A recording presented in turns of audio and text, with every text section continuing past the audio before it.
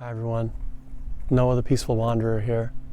I'm in Uzes, France, small little town. And I was just walking on this beautiful trail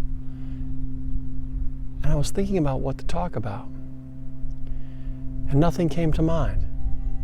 And that's when I realized that's the perfect thing to talk about. Emptiness.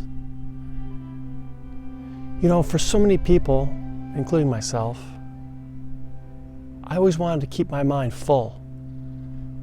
Emptiness seemed like something that was something to be afraid of, something that frightened me because it was the unknown, because emptiness held nothing. So I always wanted to be full of something. And it wasn't until my mind became empty of all thoughts, of all feelings, of everything, that I started to see that that's where real creation comes from. Creation comes from nothing.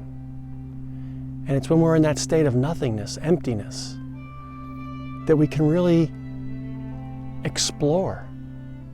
You know, most of the time we're using our own thoughts, they're really not even our thoughts. Most of the things we've learned have been from other people. So they're not truly ours. Even the words that we speak are not ours. They were taught to us when we were very young. So to be truly empty of all beliefs, ideas, opinions, feelings, to just be in that emptiness is to be with creation. And it's very rare that you find yourself in that state of mind,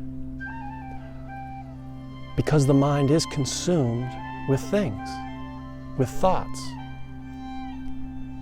And so how do we get to that state of emptiness to really be able to explore that state of creation? I don't think you can force it. I don't think it takes effort. I think anytime we make an effort to try to do something psychologically, we're in resistance with ourselves.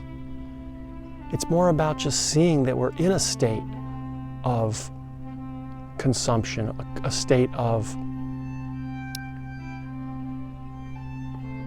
constantly trying to fill our minds. It's once we see that and we say, oh, I recognize that my mind is occupied with so many things, that the mind just naturally becomes quiet, because you can see the opposite, and the opposite being emptiness.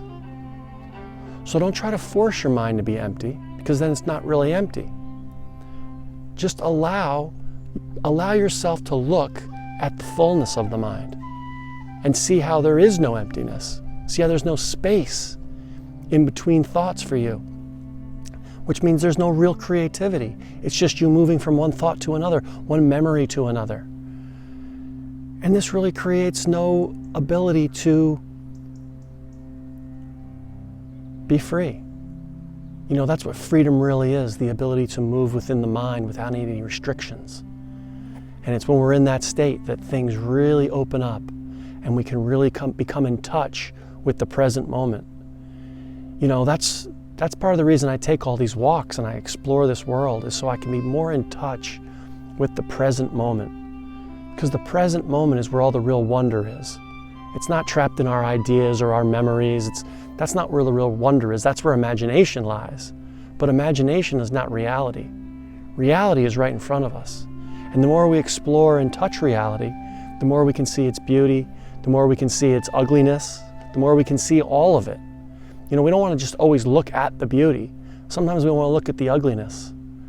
I was watching a show on TV, and they were in somewhere in the South Pacific, and I saw this beautiful island, but the beaches were covered in garbage.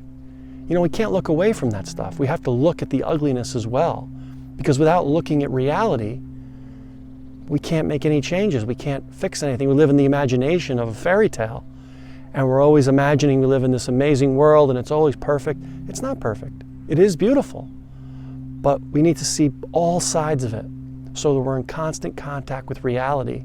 And then when we're in reality, we can actually face reality and fix things, talk about things that are great, talk about everything. And it's only when the mind is empty and free that we can see everything clearly. So that's my talk for today.